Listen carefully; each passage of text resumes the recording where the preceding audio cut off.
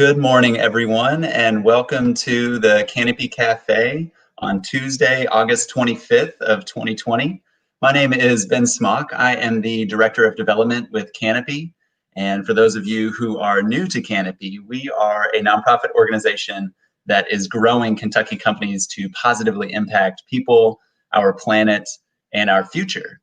We started these Canopy Cafes at the onset of the global pandemic in a way to continue the conversations in good business with community leaders, with business leaders, nonprofit executives, and we took it to the virtual space so that we could continue these important conversations so that we can share the good business world with our audience and to uplift partners in our work that are already exhibiting these traits in multiple ways. And so we're very glad to be able to do this, and we're very glad to feature our guest today, Cassia Herron, and we'll introduce her in a moment. Cassia is a community organizer, urban planner, writer, just been really focused on community development for quite some time, and is a wonderfully impactful person in Louisville and Kentucky. And before we bring Cassia on, I want to turn it over to the Canopy Certified Program Specialist, Alex Page, and Alex will update us on some highlights in good business. So welcome, Alex. Good morning. How are you doing? I'm good. How are you doing, Alex? I'm good. Whenever you just said my title, I'm thinking, man, do we need to change it now to like news reporter as well as Canopy Certified Program Specialist? You know, I think we can relook at our titles. One of our first guests on the cafe was Kathy Dykstra, who's with Family Scholar House. Mm-hmm. Now, her official title is Chief Possibility Officer. So we could consider things like that. I've always loved her title. Yeah, I love that. That's great. So what's going on in good business highlights today? So a couple of different things, not necessarily locally focused, but the first thing is actually something that's happening out in the Bay Area. So a new startup called OBI, I think I'm pronouncing that right. It stands for Our Backyard, is taking a new approach to affordable housing. So it finds homeowners who are willing to share their backyards and then builds a tiny backyard house, which it rents at rates well below the market rate. So by making an agreement that lasts even when the main house on the property is later sold, the business model is designed to help create a long-term solution to the area's housing crisis. So every added unit of housing can help in an area where demand far outstrips the supply, which is how it is down in the Bay Area. So one analysis actually estimated that to avoid the current housing crisis, the region should have built an additional 700,000 units of housing between 2000 and 2018. So the business is also pushing to keep this housing as affordable as possible. The company aims to limit rents to no more than 30% of a tenant's income, which is really cool. So Keith, the co-founder of Co Everything, which is the business that OBI is actually an offshoot of, explained that the process of the housing in an interview with Fast Company. She said that they create a leasing contract with an existing homeowner who lives in the front house and essentially allocate a portion of the backyard that will fit a backyard home. So they agree that they'll pay them a fixed monthly rate to let OBI use their backyard to build a house in the backyard and then rent it out at an affordable rate. And they agree to cover all the other costs to manage themselves. So this is just another really creative way that a business is using their operations to address a local issue. So in this case, OBI would not be able to operate without addressing the social issue because it's so baked into their business and in their mission. So that's kind of like the gold standard for Canopy. What we consider a business to become a social enterprise is whenever they have this absolutely baked into their business. So it's cool to hear that these sort of things are happening in a creative way out in California. The next one that I have is actually about an organization called Business for America, which maybe some people have heard of. They are urging businesses to get out and use their voting rights. So regardless of party affiliation, BFA has made a solid bottom line case for corporate leaders to step up and ensure that their employees have the ability to exercise their voting rights and participate in the general election on November 3rd, including voting by mail. So the BFA Coalition is dedicated exclusively to mobilizing the business community to help advance popular bipartisan political reforms and technology solutions that strengthen representative democracy. So the BFA also coordinates with the Time to Vote campaign, which launched ahead of the 2018 election cycle. Time to Vote mustered approximately 400 companies representing 2 million workers in a get out the vote effort for the 2018 elections. So the campaign focused on urging employers to provide pay time off for voting.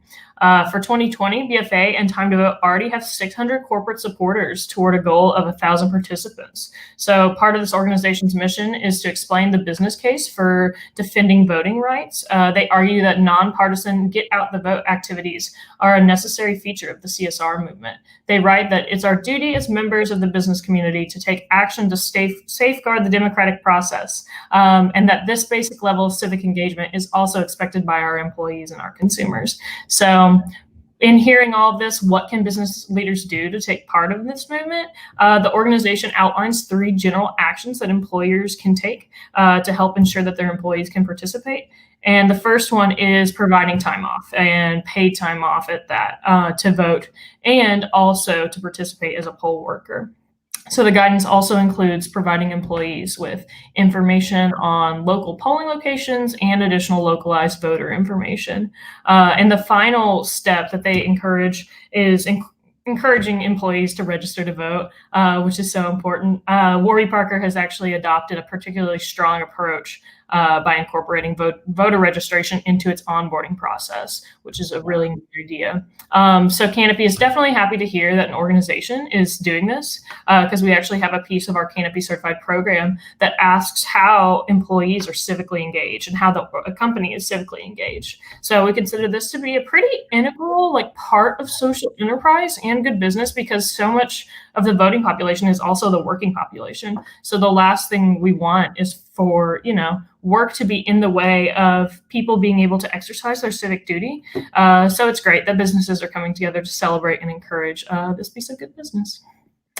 My final story is actually, it's not really a piece of good business, but it's something really important to know. And I think we'll see the effects of it soon if it does happen. So it was recently made known that 13,400 U.S. Citizenship and Immigration Services employees are going to be furloughed on August 31st. So bringing the U.S. immigration system kind of to a halt and leaving thousands of families without income, which is really upsetting. This is 70% of federal workers who process legal immigrants into the U.S. So not only is this furlough going to devastate U.S. citizenship and immigration services and pose harm towards the overall legal immigration system, but it's also going to harm local economies and create even more unemployment during the COVID-19 national crisis. So the furlough notice to employees indicated that furloughs could last for at least 30 days, but were not expected to exceed 90 days. But with that in mind, they also released that after 30 days, the USCIS may eliminate some positions entirely. So stalled immigration processing could cost the nation millions in lost fees, as well as depriving universities and businesses of talented students and valuable employees. So this seemingly small decision is going to have a huge impact in a lot of areas, and it's certainly not going to help businesses or local economies. So hopefully the job loss is limited to a short furlough rather than employees losing their career entirely. But this just seemed like a really good piece of business news to know. Just whenever you're providing employment opportunities for individuals. So those are the main stories that I have for today. There we go. Oh, sorry, I might have lost internet there for a minute, but Alex, thank you for keeping us updated in good business highlights and sharing some really important information, especially with the timeliness of an important election this year and how businesses can support civic engagement with their employees and everything else going on. So thank you for stopping by, and we'll think about that new job title that's multifaceted. All right. Thanks. Sounds good, Ben. See ya. See you later, Alex. All right. And we are happy to introduce our guest, Cassia Herron, today. As I said, community organizer, urban planner, writer, community developer. Much of her work has really, centered around food justice and the economic stability surrounding that. And so Cassia has a lot of experience locally and has recently been working very diligently in support of racial justice. So we'll chat with her a little bit about that and some of the overlapping work with Canopy in our 27 campaign. So without further ado, I will bring on Cassia to the show. Good morning. Good morning, Cassia. How are you? I'm okay. I'm feeling a little under the weather, but happy to be with you guys this morning. We're very happy to have you. And so for those of you who are tuning in, we have the Louisville Community Grocery logo on here instead. If you're not feeling great, you definitely don't want to be on camera. so I completely understand. Well, thank you for joining us this morning. And I did not do you justice with the introduction. So please tell our audience a little bit more about yourself. I am a proud Kentuckian. I grew up in Richmond, Kentucky, and moved to the city and to attend the University of Louisville. When I graduated from school, I worked as a community organizer to set up farmers markets, one in the Portland neighborhood. And we got a call about a week after that market was open from a woman named Miss Ella Roberts, who's no longer with us. She's a leader in the Shelby Park neighborhood. And she said, well, if Portland can have a farmer's market, so can we. And so we got over there, and the next year we set up a market there. And I would say that work and the beauty of the city of Louisville, the parkways and the old neighborhoods, the old buildings that you can tell used to be some kind of commercial, that work really inspired me and made me think about what could a different Louisville look like. Mm-hmm. At the time when I moved here, the city was going through merger, and so had a lot of changes in the city, particularly downtown. I've always lived in Old Louisville or Smoketown and Shelby Park area. And that work got me interested in urban planning. And for the last 15 or so years, I've been working on projects at the intersection of food and the built environment, economic transition, racial justice, and democracy. Those things are kind of themes that shape my work. Absolutely. Well, thanks for giving us that background. And we're U of L fan here, so go Cards, and glad to have you doing this important work in our community. So tell us a little bit about your work at the intersection of food and economic stimulus. So when I first interviewed for the community organizing job with Community Farm Alliance, CFA is a statewide membership grassroots organization and has existed to support small farmers, particularly state policy. And when I came along, the organization was shifting its work towards making relationships with farmers who wanted to expand their markets with communities across the state, particularly here in West Louisville, with neighborhoods who had limited access to food. And when I interviewed for that job, it didn't feel like an interview. It felt like one of my ancestors telling me about reorienting me with my state and letting me know what it was my duty to do to help. And I bought into the vision that Kentucky farmers can grow and raise a lot of things, and that we would have a local food system and a local food economy where our farmers were no longer creating tobacco, a product that was literally killing us, but really creating food and making sure that that food gets directly to families who need it. And what I've seen over the 20 years or so I've been in that work is an intention in our agricultural system to transition from this harmful, maybe bad use of land and resources towards creating something beautiful for our communities. And so that has driven my work, thinking about what can we do to keep these beautiful farms. What can we do to make sure that our rural cousins know who we are and know that we want their food? And how can we do that in a way in which farmers are seeking parity and food is accessible and available and affordable to folks in the city?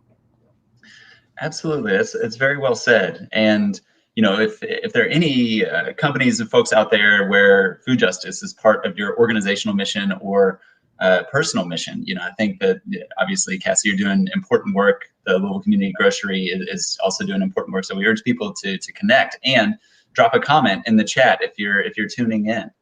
So, in relation to that, Cassie, a lot of your work is centered around racial justice and really creating equity and community wealth. And curious of what you've been working on and what you see as the opportunities as we continue to strive for racial justice. So when I got into this work, actually when I went to graduate school and I discovered the term food deserts, well, I think that the term was being used. I discovered the orientation of it. And I was always not comfortable using that word. And I met one of the founders of the Movement for Black Lives, who is a scientist, and M is the person's name, said that deserts are natural and food deserts are not natural. They're intentional. There's been policies, there's been disinvestment that have made these communities the way they are. And our work is in making those neighborhoods and those communities the way in which people want them to be.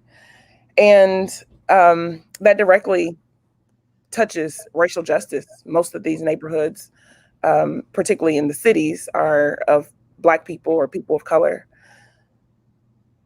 We also have counties in Kentucky who don't have grocery stores, and people have to cross the county line to go to Kroger or go to Walmart, most of the time, to go to a grocery store. And so the work that I am engaged in is making sure that we understand who we are and that people can learn how to work across differences and work on the things that best align with all of our self-interest. Mm-hmm. And there's no other thing other than food that can connect us and bring us together. Mm-hmm. It's also a very political thing.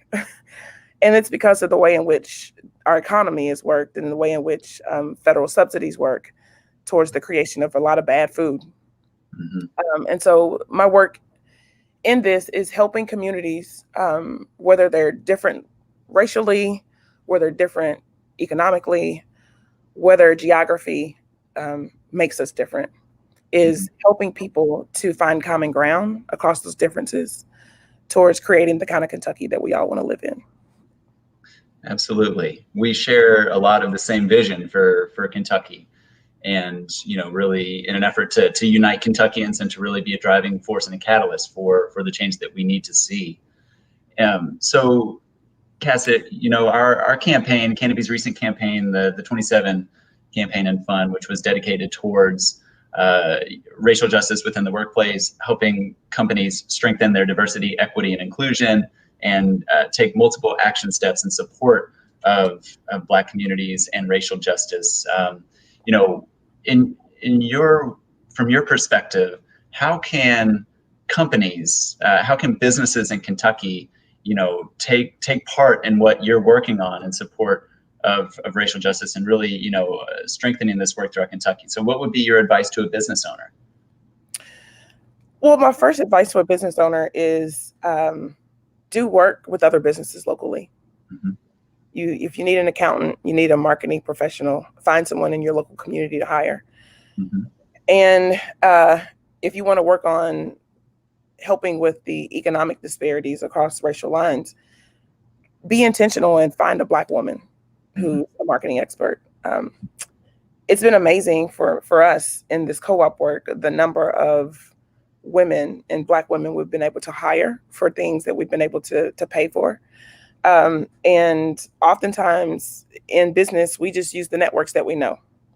Right. And a lot of times we use our social networks. And because of our differences, a lot of times we are not in social networks with people who are different from us. And so we have to do a little extra work to find and identify people who we may not have known. Another thing that companies can do, particularly larger companies that have a philanthropic arm, this has been a thorn in my side in trying to raise money for this co-op and for the cooperative economic work, is that philanthropy should think differently about how they assess risk. oftentimes when they make investments in neighborhoods that we're working in, their risk, our communities are seen as risky. And what we do know, and if you guys don't know that, you should do some research, is that Black women businesses have the highest success rate than any other business owners. Yeah. So when you're looking at a person like me who has started this work from the ground up, I don't even own my own car, but we're building a business. And for someone who doesn't know me, sees an investment in our project as very risky. And so what I've been talking to people about is, how about you figure out a way to make yourself more risk averse? Mm-hmm. How can you assume more risk that takes up for the hundreds of years of disinvestment, of white supremacy that has caused so much harm in our communities? Can you think about, instead of spending 5% of what you have in your portfolio, is how about you spend 10% and invest that in the community and see what happens? Yeah, absolutely. Absolutely. And, I see that in my role in development, navigating the philanthropic space from, the corporate sector and various other, grant making institutions. I see the opportunity there and completely agree. So anybody who's listening, please take note, and we will continue to do some research on our end and to figure out how we can push that ball forward. Absolutely, some more equitable investments, and really, making sure that we have a great approach moving forward as it pertains to investing in communities that we need to. So, Cassia, one question that we ask all of our guests on here, because Canopy is focused on driving good business and the many forms that can take. What is your definition of good business? I saw that question and I was like, that's a good question. And I think about, kind of back to this philanthropy conversation, when companies that have caused harm talk about wanting to invest in our work, we're having a discussion right now about, we might have to say no to money. Mm-hmm. And if we do say no to money, what are the values by which it gives us a leg to do that? I think about a good business that doesn't cause harm to people, to the environment, or that mitigates the harm as best they can. I think about a good business. A good business is one that takes care of its employees, that people have living wages, and that there's an opportunity for them to help co-create inside the business. And I think about good neighbors when I think about good business. People who are just, they look out for other folks, that companies who want to do great work, but aren't driven by competition. Mm-hmm. That cooperation is a value that drives how they do work with other businesses. So, absolutely, that's a great answer. Thank you. Mm-hmm. So we're getting close to the time for the show, Cassia. So I want to make sure that you have an opportunity to direct people to connect with you and your work. So where can people go to learn more about everything that you're working on, Louisville Community Grocery, and you? Where can people go? So we're a startup. And it's funny, you said, how can people find you? I'm trying to work on a personal website, so that would be out soon. Let us know, and we'll make sure that we lift it up. Yes, I will. Thank you. We're on all social media platforms, so Facebook, Twitter, Instagram, at Louisville Community Grocery. Our website is loufoodcoop.com, and it's going to be changing soon. But you can just find us, Louisville Community Grocery. I was remiss to say that we also have a sister or parent organization called LACE, the Louisville Association for Community Economics. And LACE is a nonprofit cooperative developer. Our Our work is in educating our community about cooperative economics and helping to start and incubate new cooperatives like the Louisville the Louisville Community Grocery is the first cooperative. We envision helping to support other cooperatives and to provide a space where co-ops can network. There are several other businesses that are organized as co-ops in our community. And then, so you can become a member of LACE for $20 or $30, I can't even remember. And you can invest in the grocery store at $150 a share per family. We're asking folks who have the ability to help offset low-income shares to purchase an additional share for $125. And that allows low-income seniors and low-income people under the age of 20 to purchase a $25 share into the grocery. Wonderful, wonderful.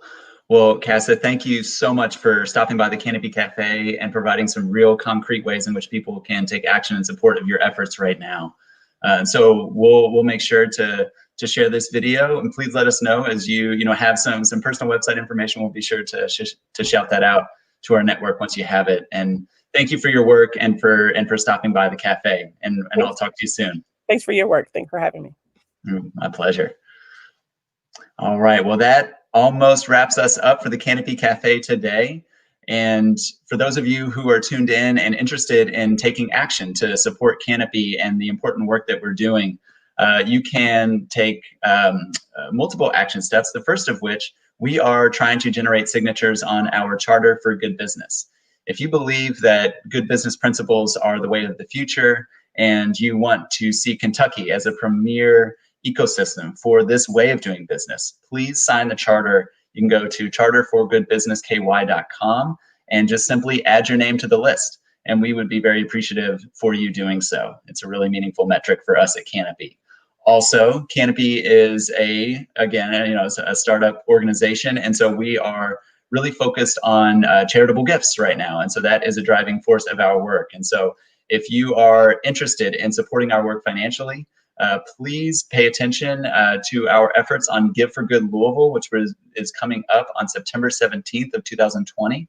So we are going to be rolling out our Festival in Good Business. And so this will feature business leaders, artists, creators, entrepreneurs from throughout Louisville in a way to suggest the importance of collaboration and good business practices. And so there's going to be some great content. And we will, throughout the day, offer opportunities for people to donate to Canopy so that we can continue our important work. So please check us out on Give for Good. And of course, you can always visit canopyky.org/donate to make a gift to our work right now. And so that wraps us up for the Canopy Cafe today. We will see you on Thursday of this week with Unitonomy. So thank you all for stopping by, and I look forward to seeing you on Thursday. Take care, everyone.